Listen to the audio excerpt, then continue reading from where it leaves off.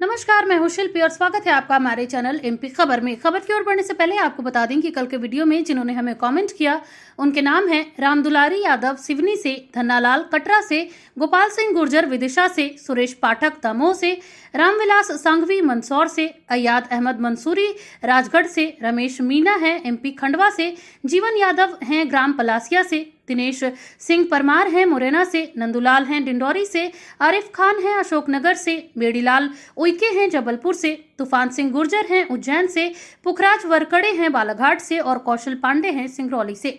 अगर आप भी चाहते हैं कि आपका कमेंट आपके नाम के साथ हमारे वीडियो में फीचर हो तो हमें कमेंट करके जरूर बताएं कि आप ये वीडियो कहां से देख रहे हैं और इस वीडियो पे अपनी राय हमें जरूर दें, जहां टॉप कमेंट्स फीचर होंगे हमारे अगले बुलेटिन में।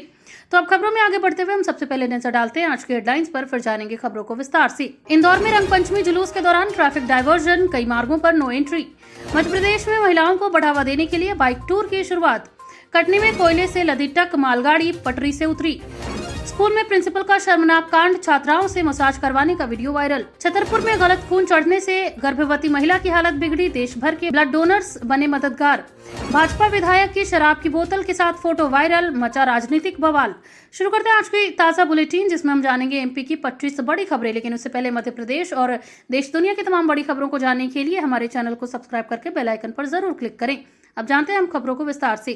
इंदौर में रंगपंचमी जुलूस के दौरान ट्रैफिक डायवर्जन, कई मार्गों पर नो एंट्री। इंदौर में रंगपंचमी के अवसर पर निकलने वाले पारंपरिक गैर और जुलूस को देखते हुए प्रशासन ने रविवार के लिए यानी आज के लिए विशेष ट्रैफिक व्यवस्था लागू की है। शहर के कई प्रमुख मार्गों पर वाहनों की आवाजाही पूरी तरह प्रतिबंधित रहेगी। पुलिस और ट्रैफिक विभाग ने लोगों की सुविधा के लिए वैकल्पिक मार्ग भी निर्धारित किए हैं। जानकारी के अनुसार जुलूस राजवाड़ा और आसपास के क्षेत्रों से होकर निकलेगा, जहां बड़ी संख्या में लोग शामिल होते हैं।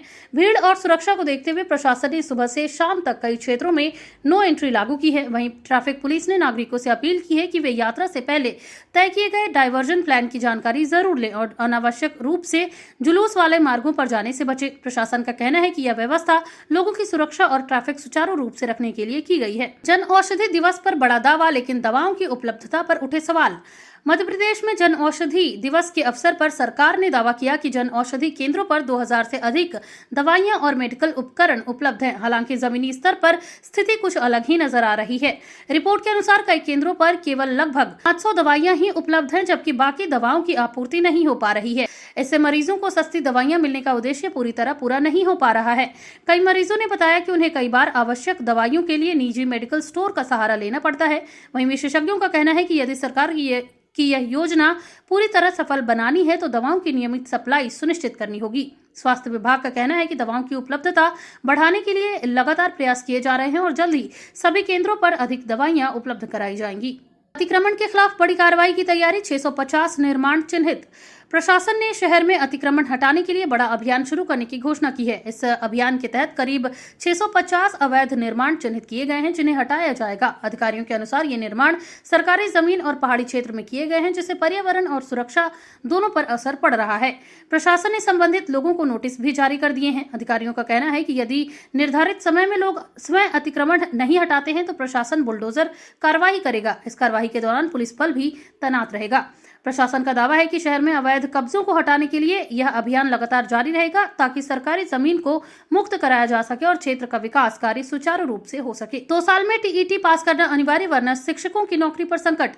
मध्य प्रदेश में शिक्षकों के लिए नया नियम लागू किया गया है। अब शिक्षकों को नियुक्ति के 2 साल के भीतर शिक्षक पात्रता परीक्षा यानी टीईटी पास करना अनिवार्य होगा। यदि कोई शिक्षक निर्धारित समय सीमा में यह परीक्षा पास नहीं करता है तो उसकी नौकरी पर खतरा मंडरा सकता है। शिक्षा विभाग ने इस संबंध में स्पष्ट निर्देश जारी कर दिए हैं। सरकार का कहना है कि इस फैसले का उद्देश्य शिक्षा की गुणवत्ता को बेहतर बनाना है। टीईटी पास करने से यह सुनिश्चित होगा कि शिक्षा विभाग ने इस संबंध में स्पष्ट निर्देश जारी कर दिए हैं। सरकार का कहना है कि इस फैसले का उद्देश्य शिक्षा की गुणवत्ता को बेहतर बनाना है। टीईटी पास करने से यह सुनिश्चित होगा कि शिक्षक आवश्यकता, योग्यता और ज्ञान रखते हैं। हालांकि कुछ शिक्षकों ने इस नियम को लेकर चिंता भी जताई है। उनका कहना है कि नौकरी के साथ परीक्षा की तैयारी करना आसान नहीं होगा। विभाग का कहना है कि शिक्षकों को पर्याप्त समय दिया जाएगा। भाजपा विधायक की शराब बोतल के साथ फोटो वायरल, मचा राजनीतिक बवाल। सोशल मीडिया पर भाजपा के एक विधायक की शराब की बोतल पकड़े हुए तस्वीर वायरल होने के बाद राजनीतिक विवाद खड़ा हो गया है। यह फोटो तेजी से सोशल मीडिया पर फैल रही है। विपक्षी दलों ने इस मामले को लेकर भाजपा पर निशाना साधा है और विधायक के स्पष्टीकरण की मांग की है। उनका कहना है कि जनप्रतिनिधियों को सार्वजनिक जीवन में संयम और जिम्मेदारी रखनी चाहिए। वहीं विधायक की ओर से अभी तक इस मामले पर आधिकारिक बयान सामने नहीं आया है। वहीं समर्थकों का कहना है कि फोटो को गलत संदर्भ में पेश किया जा रहा है। वहीं राजनीतिक हलकों में इस मुद्दे को लेकर चर्चा तेज हो गई है और अब सबकी नजर विधायक की प्रतिक्रिया पर टिकी हुई है। मध्य प्रदेश में महिलाओं को बढ़ावा देने के लिए बाइक टूर की शुरुआत। मुख्यमंत्री मोहन यादव ने राज्य में महिलाओं को सशक्त बनाने के उद्देश्य से क्वींस ऑन द व्हील्स महिला बाइक टूर को हरी झंडी दिखाई। इस अभियान का उद्देश्य महिलाओं में आत्मविश्वास बढ़ाना और उन्हें साहसिक गतिविधियों के लिए प्रेरित करना है। इस टूर में बड़ी संख्या में महिला बाइकर्स शामिल हुई। मुख्यमंत्री ने कहा कि महिला आज हर क्षेत्र में आगे बढ़ रही हैं और सरकार उन्हें हर संभव समर्थन देने के लिए प्रतिबद्ध है। कार्यक्रम के दौरान प्रतिभागियों ने उत्साह के साथ रैली में भाग लिया। यह बाइक टूर कई शहरों से होकर गुजरेगा और महिलाओं के सशक्तिकरण का संदेश देगा। 2028 विधानसभा चुनाव में नए चेहरों को मौका देगी कांग्रेस सरकार। कांग्रेस पार्टी ने आगामी 2028 विधानसभा चुनाव को लेकर नई रणनीति बनानी शुरू कर दी है। पार्टी ने संकेत दिए हैं कि इस बार चुनाव में नए चेहरों को मौका दिया जाएगा। पार्टी नेताओं का कहना है कि युवाओं और नए नेताओं को आगे लाने से संगठन को मजबूती मिलेगी। इसके लिए पार्टी स्तर पर कई बैठकों का दौर भी शुरू हो चुका है। कांग्रेस का मानना है कि नई पीढ़ी को राजनीति में सक्रिय करने से पार्टी की छवि भी मजबूत होगी और जनता से बेहतर जुड़ाव बनेगा। हालांकि अंतिम फैसला चुनाव के करीब आने पर लिया जाएगा, लेकिन अभी से पार्टी संगठन को मजबूत करने और संभावित उम्मीदवारों की पहचान करने का काम शुरू हो गया है। ईरान इजरायल युद्ध का असर, केले के किसानों पर संकट।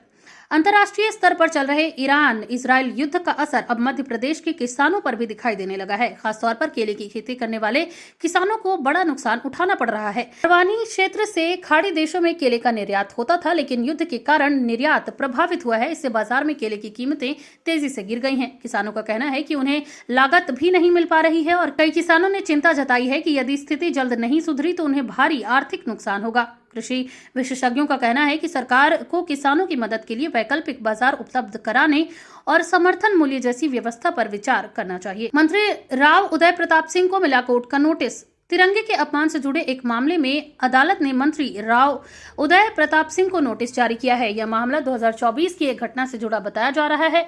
शिकायत में आरोप लगाया गया था कि कार्यक्रम के दौरान राष्ट्रीय ध्वज के सम्मान से जुड़े नियमों का पालन नहीं किया गया। अदालत ने मामले को गंभीरता से लेते हुए मंत्री से जवाब मांगा है। वहीं अब इस मामले की सुनवाई आगामी तारीख पर की जाएगी। राजनीतिक हलकों में इस मामले को लेकर चर्चा तेज हो गई है। विपक्षी दलों ने भी इस मुद्दे पर सरकार को घेरना शुरू कर दिया है। साधारण परिवार की बेटी ने पास की यूपीएससी, बनी प्रेरणा। सतना की रहने वाली भूमिका जैन ने कड़ी मेहनत और आत्मविश्वास के दम पर यूपीएससी परीक्षा पास कर बड़ी सफलता हासिल की है। उनकी सफलता की कहानी आज कई युवाओं के लिए प्रेरणा बन गई है। भूमिका ने बताया कि उन्होंने बिना किसी कोचिंग के स्व अध्ययन के जरिए तैयारी की। उन्होंने समय का सही उपयोग किया और लगातार पढ़ाई पर ध्यान दिया। उनके परिवार ने भी हर कदम पर उनका साथ दिया। भूमिका का कहना है कि यदि लक्ष्य स्पष्ट हो और मेहनत लगातार की जाए तो सफलता जरूर मिलती है। अब उनकी सफलता से पूरे क्षेत्र में खुशी का माहौल है और लोग उन्हें बधाई दे रहे हैं। यूपीएससी इंटरव्यू में पूछा गया अनोखा सवाल। इंदौर के एक अभ्यर्थी से यूपीएससी इंटरव्यू के दौरान एक दिलचस्प सवाल पूछा गया। उनसे पूछा गया कि अगर आप डीएम होते और शहर में पानी दूषित हो जाता तो आप क्या कदम उठाते। अभ्यर्थी ने जवाब में कहा कि सबसे पहले लोगों की सुरक्षा सुनिश्चित करना जरूरी होगा। इसके लिए तुरंत पानी की सप्लाई बंद कर वैकल्पिक व्यवस्था की जाएगी। इसके साथ ही ये जांच कर पता लगाया जाएगा कि पानी दूषित होने का कारण क्या है। जिम्मेदार लोगों पर कार्रवाई भी की जाएगी।